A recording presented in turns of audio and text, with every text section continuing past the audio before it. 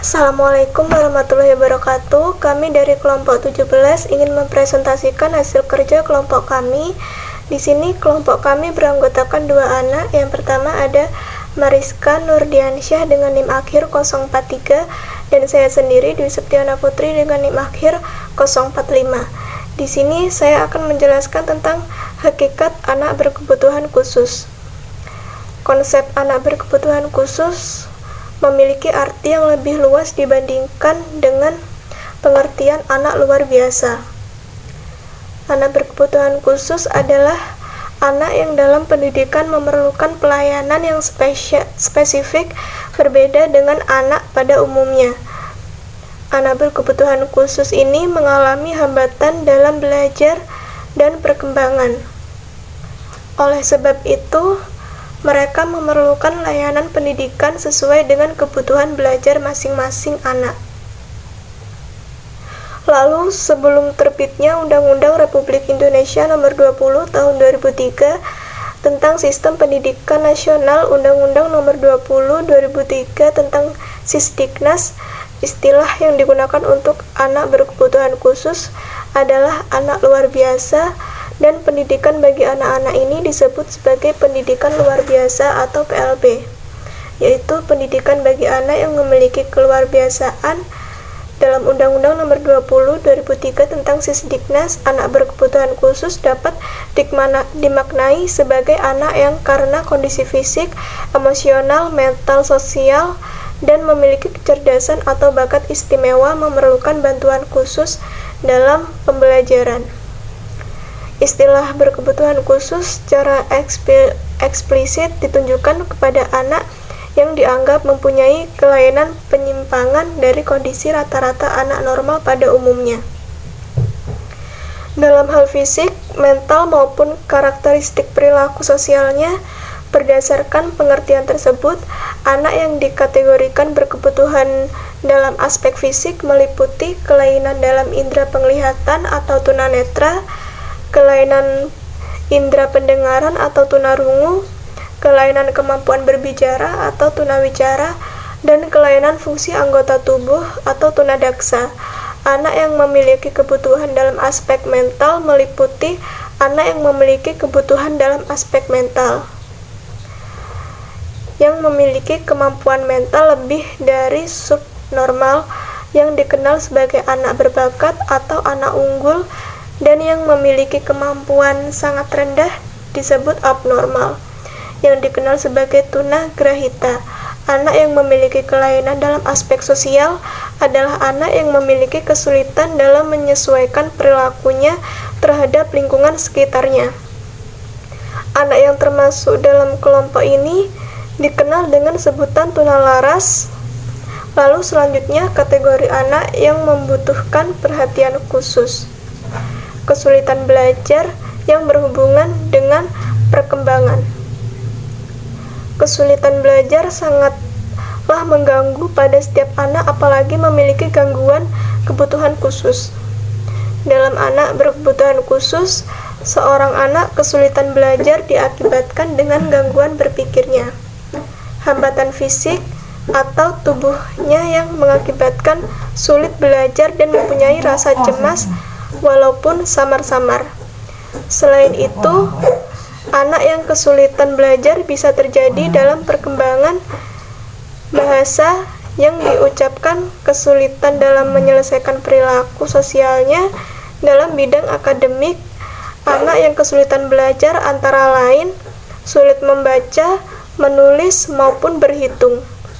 Dan gangguan belajar anak adalah masalah yang memengaruhi kemampuan otak untuk menerima, mengolah, menganalisis, atau menyimpan informasi, sehingga memperlambat anak dalam perkembangan akademik.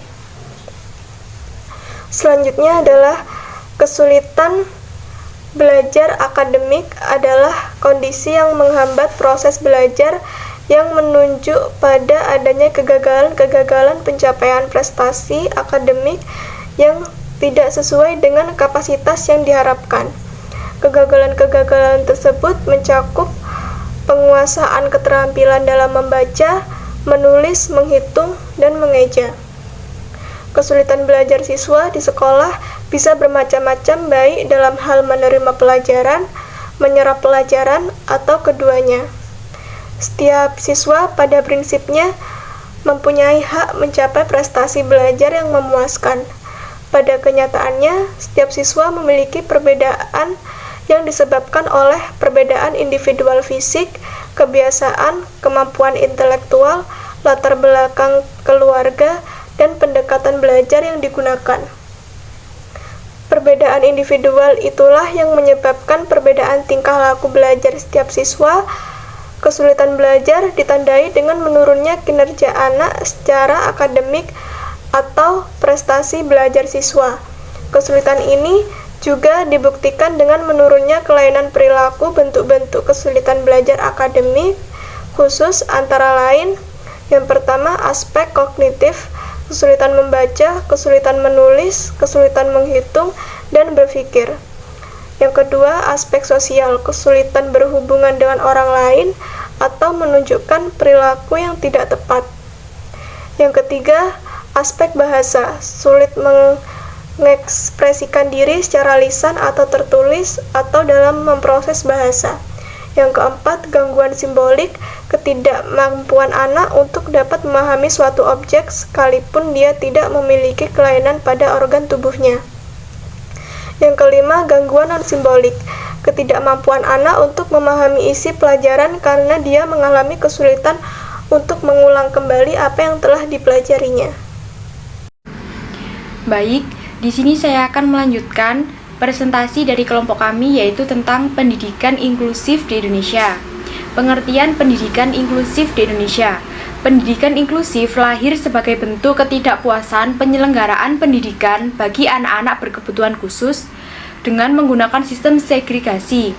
Sistem segregasi adalah sistem penyelenggaraan sekolah yang diperuntukkan bagi anak-anak yang memiliki kelainan atau anak-anak berkebutuhan khusus. Sistem ini dipandang bertentangan dengan tujuan pendidikan bagi anak-anak berkebutuhan khusus, di mana tujuan penyelenggaraan pendidikan anak berkebutuhan khusus adalah untuk mempersiapkan mereka untuk dapat berinteraksi dengan mandiri di lingkungan masyarakat. Namun, dalam proses penyelenggaraan pendidikan sistem segregasi ini justru dipisahkan dengan lingkungan masyarakat. Khususnya terjadi di masyarakat kita. Berangkat dari kenyataan tersebut, lahirnya beberapa konsep pendidikan inklusif. Pendidikan inklusif di Indonesia adalah sistem penyelenggaraan pendidikan yang memberikan kesempatan kepada semua peserta didik yang memiliki kelainan dan memiliki potensi kecerdasan atau bakat istimewa yang mereka miliki. Karena setiap anak berhak mendapatkan pendidikan yang layak sebagai pelayan dasar yang wajib diberikan oleh negara. Yang kedua yaitu menurut pendapat para ahli tentang pendidikan inklusif di Indonesia. Yang pertama yaitu menurut Ilahi 2013 halaman 24 menyatakan bahwa pendidikan inklusif di Indonesia didefinisikan sebagai sebuah konsep yang menampung semua anak yang berkebutuhan khusus ataupun anak yang memiliki kesulitan membaca dan menulis. Yang kedua yaitu menurut Stapp dan Page dalam Effendi 2013 halaman 25 mengemukakan bahwa pendidikan inklusif adalah penempatan anak berkelainan khusus sedang dan berat secara penuh di kelas reguler. Yang ketiga yaitu tujuan pendidikan inklusif. Tujuan utama dari pendidikan inklusif adalah untuk memenuhi hak asasi manusia atas pendidikan. Secara umum, tujuan pendidikan inklusif masih berpatokan pada Undang-Undang Nomor 20 Tahun 2003 mengenai Sisdiknas Pasal 1 Ayat 1, yakni pendidikan adalah usaha sadar dan terencana untuk mewujudkan suasana belajar dan proses pembelajaran agar peserta didik secara aktif mengembangkan potensi pribadinya untuk memiliki kekuatan spiritual keagamaan. Oleh karena itu, tujuan utama dari pendidikan inklusif adalah untuk memenuhi hak asasi manusia atas pendidikan.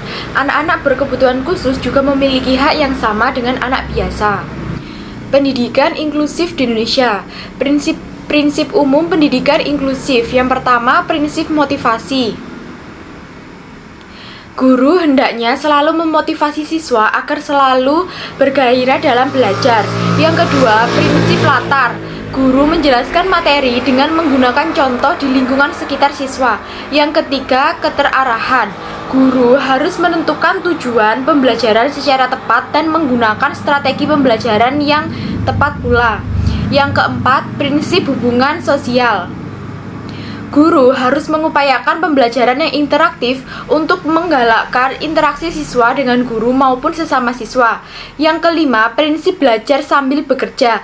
Guru memberikan kesempatan kepada siswa untuk melakukan percobaan dan menemukan hal baru selama pembelajaran. Yang keenam, individualisasi, yaitu guru mengupayakan agar peserta didik mampu mandiri dalam pembelajaran. Yang ketujuh, prinsip menemukan.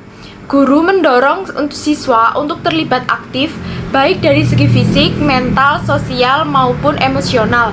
Yang kedelapan, pemecah masalah. Guru hendaknya sering memberikan persoalan untuk melatih siswa memecahkan sebuah masalah. Pendidikan inklusif di Indonesia. Karakteristik pendidikan inklusif.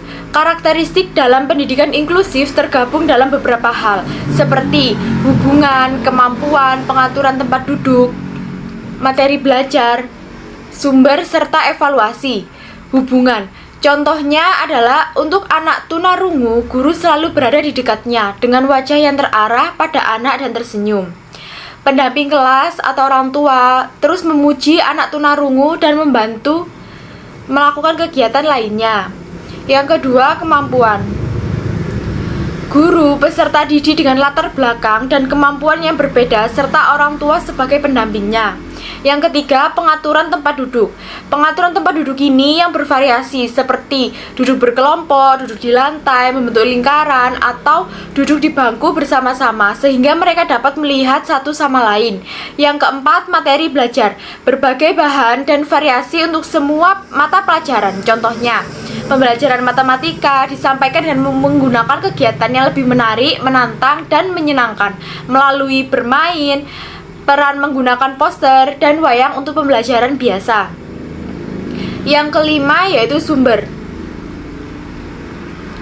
Guru menyusun rencana harian dengan melibatkan anak. Contohnya saja, meminta anak untuk membawa media belajar yang murah dan mudah didapatkan di dalam kelas untuk dimanfaatkan dalam pembelajaran tertentu. Dan yang terakhir yaitu evaluasi. Penilaian observasi portofolio yaitu karya anak dalam kurun waktu tertentu dan dikumpulkan dan dinilai. Peran guru dalam kemitraan dengan orang tua dalam pendidikan anak berkebutuhan khusus. Secara umum menurut Wade dan Frank tahun 1968, beberapa peran juga fungsi orang tua terhadap anak berkebutuhan khusus. Yang pertama, as IDs. Maksudnya yaitu sebagai seorang pendamping yang paling utama untuk anak dalam membantu tercapainya tujuan layanan pendidikan anak. Yang kedua, as advocates. Maksudnya yaitu adalah seorang yang memahami, memperjuangkan, dan menjaga hak yang dimiliki anak. Yang ketiga, as resort. Maksudnya karena orang tua merupakan orang yang paling mengetahui karakteristik serta sikap anak mereka. Yang keempat, as teacher. Maksudnya di sini adalah orang tua merupakan pendidik anak di rumah dalam kehidupan sehari-hari. Dan yang terakhir, as diagnostian. Artinya yaitu orang tua sebagai penentu kebutuhan serta perlakuan untuk anak. Kolaborasi yang dilakukan antara orang tua dan guru sebagai pembimbing mereka di sekolah dan orang tua sebagai pembimbing di rumah. Menjelaskan di sini bahwa kolaborasi antara orang tua dan guru dalam mengembangkan program pendidikan inklusif dianggap sebagai mitra kerja dan setara dan terbukti memberikan kontribusi yang signifikan untuk anak mereka. Kontribusi tersebut meliputi yang pertama, membantu dan memberikan informasi kepada guru tentang cara menangani anaknya. Yang kedua, berbagai pengalaman dengan menjadi pembicara dalam seminar yang mungkin dilakukan guru di training lainnya. Yang ketiga, peran orang tua bekerja sama dengan sekolah lain untuk mengembangkan pendidikan inklusif. Yang keempat, bekerja sama dan membuat rencana dengan pemangkuan kepentingan seperti organisasi penyandang stabilitas, dan organisasi lainnya. Sekian yang dapat kami sampaikan. Kurang lebihnya kami mohon maaf. Wassalamualaikum warahmatullahi wabarakatuh.